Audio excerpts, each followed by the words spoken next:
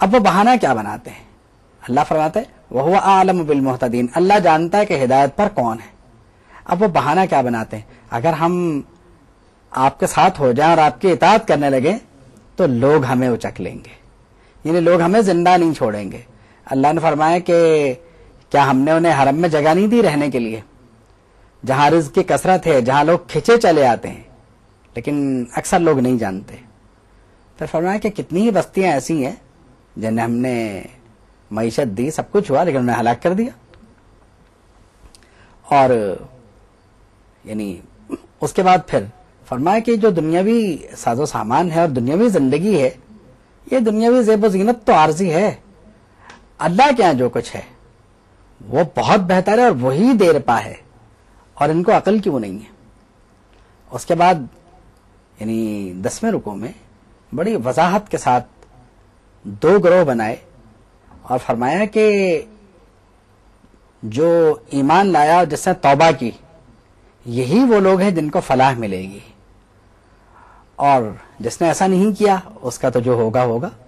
پھر فرمایا کہ اللہ رب العالمین یعنی لا الہ الا ہو، وہی ہے، اس کے علاوہ کوئی عبادت کے لائق نہیں ہے، اول و آخر میں حمد اسی کے لیے ہے اور اسی کی طرف تمہیں رجوع کرنا ہے۔ پھر مثال دے کر سمجھایا گیا کہ تم نہیں دیکھتے کہ رات کس طرح بنائی اور رات کو تمہارے لیے سکون کا باعث بنایا، اور کیا تم کو نظر نہیں آتی یہ بات؟ پھر فرمایا کہ دن کو دیکھو، دن کو تمہارے لیے کس طرح روشن بنایا، تم نے کبھی غور کیا اس پر؟ تم نے دیکھا اس کو؟ تمہیں دیکھنا چاہیے اس کو۔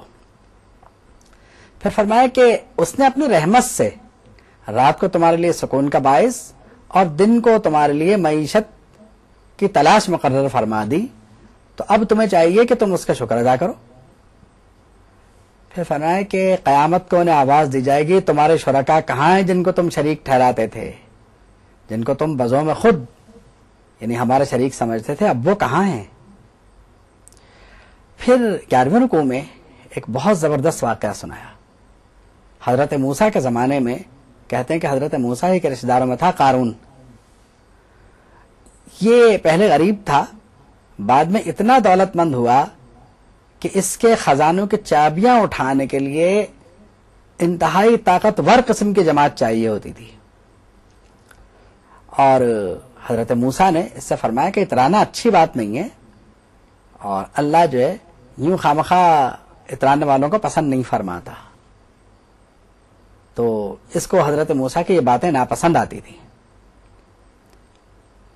پہلے تو ظاہر بات ہے کہ یہ غریب تھا، لیکن یہ کہتا تھا کہ بعد میں جب دولت آ گئی تو کہتا تھا کہ یہ سب جو ہے یہ میرے کمال کا نتیجہ ہے، اس میں مجھے جو ہے وہ اس میں اللہ کے فضل وغیرہ کو تسلیم نہیں کرتا تھا۔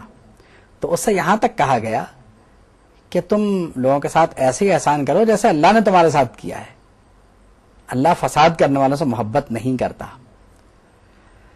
حضرت موسیٰ کی یہ باتیں اس کو خاصی ناپسند آتی تھی، اور مفسرین نے لکھا کہ اس نے تنگ آ کر ایک بدکار عورت کو پیسے دیے اور پیسے دے کر حضرت موسیٰ پر الزام لگانا چاہا، تو حضرت موسیٰ نے اس شخص کے لیے بد دعا کی، اور ظاہر اس سے پہلے ہی بہت سارے لوگ ہلاک ہو چکے تھے۔ تو جب یہ ہوا تو کہتے ہیں کہ ایک دن یہ بہت بن سنور کے جا رہا تھا، اور چشمے زدن میں یہ اپنے مال کے ساتھ زمین میں دھسنا شروع ہو گیا، یعنی اس کا مال بھی اس کے ساتھ دھسنے لگا اور یہ بھی دھسنے لگا۔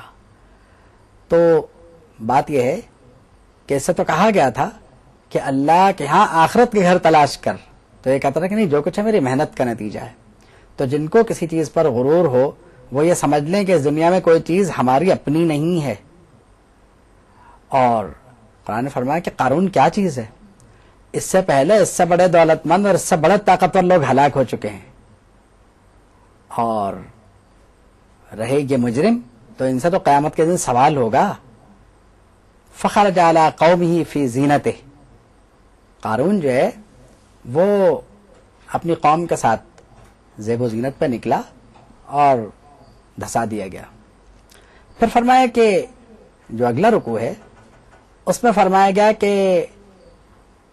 ہم ان لوگوں کے لیے جو متکبر نہیں ہیں اور زمین میں کسی اعلیٰ منصب کے خواہش مند نہیں ہیں، ان کے لیے ہم آخرت کا گھر ہمارے یہاں تیار ہے. اور اس کے بعد فرمایا کہ یہ قرآن مجید جو ہے یہ آپ پر ہم ہی نے تو نازل کیا ہے. پھر فرمایا کہ اللہ ہے، اس کے سوا کوئی معبود نہیں ہے، ہر شے کو فنا ہے اور ہر ایک کو اس کی طرف لوٹنا ہے. پھر سورہ عنکبوت کا آغاز ہوتا ہے، اس کا آغاز بھی الف لام میم سے ہوتا ہے. فرمایا لوگ کیا سمجھتے ہیں، ایمان لانے کا دعویٰ کر لیں گے اور انہیں آزمایا نہیں جائے گا؟ ایسا نہیں ہو سکتا. ان سے پہلوں کو بھی آزمایا گیا ہے تاکہ وہ ایمان والوں کو اور جھوٹوں کو علیحدہ کر دے. اس کے بعد یعنی فرمایا کہ جن کو اللہ سے ملاقات کی امید ہے وہ یقین رکھیں کہ اس کا وقت آئے گا، وہ سننے والا اور جاننے والا ہے. پھر فرمایا کہ جو ایمان لائے نیک عمل کیے ہم ان کے اعمال کو ان کے لیے گناہوں کا کفارہ بنا دیں گے. اور فرمایا کہ ہم ایمان والوں کو اور نیک عمل والوں کو لازماً اپنے رحمت میں داخل فرمائیں گے. اس کے بعد جو رکوع ہے اس میں حضرت نوح کی تعلیمات کا ذکر ہے، 950 برس جو اپنی قوم کو تعلیمات انہوں نے دی. اس کے بعد حضرت ابراہیم نے اپنی قوم سے جو ارشاد فرمایا اس کا ذکر ہے کہ حضرت ابراہیم نے اپنی قوم سے فرمایا کہ اللہ ہی کی عبادت کرو، اللہ ہی کا شکر کرو، اسی کی طرف تمہیں لوٹنا ہے، کیونکہ یہ جو بت جن کے تم پرستش کرتے ہو یہ تو اپنے آپ کو رزق نہیں دے سکتے، تمہیں کیا دیں گے یہ. پھر فرمایا کہ اللہ جسے چاہے عذاب دے اور جس پر چاہے رحم فرمائے، اس کو کوئی پابند نہیں کر سکتا، تمہیں لوٹنا اسی کی طرف ہے. پھر فرمایا کہ زمین و آسمان میں سے کوئی عاجز نہیں کر سکتا، وہ اگر کسی سے ناراض ہو جائے تو نہ اس کا کوئی مددگار ہے اور نہ اس کا کوئی دوست ہے. پھر یعنی اگلے رکوع میں حضرت لوط کی قوم کا ذکر ہے اور حضرت ابراہیم کا بھی کچھ اس میں ذکر آ رہا ہے. اور اس کے بعد یعنی جو اس سے اگلا رکوع ہے جس کو پارے کا آخری رکوع کہیں، کیونکہ جو 15واں رکوع ہے اس میں تقریباً انہی واقعات کو یعنی حضرت ابراہیم اور حضرت لوط کے واقعات کو ذرا سا اور انداز میں یعنی دہرایا گیا ہے. پھر جو اگلا رکوع ہے آخری، اس میں جو یعنی کمال کا مضمون ہے وہ یہ ہے کہ ہم نے ہر گناہگار قوم کو پکڑ لیا، لیکن یوں ہی نہیں پکڑا، ان کے گناہوں کے سبب سے پکڑا اور ان کے گناہوں کے سبب سے عذاب دیا. اب عذاب دینے کا طریقہ کیا ہوا؟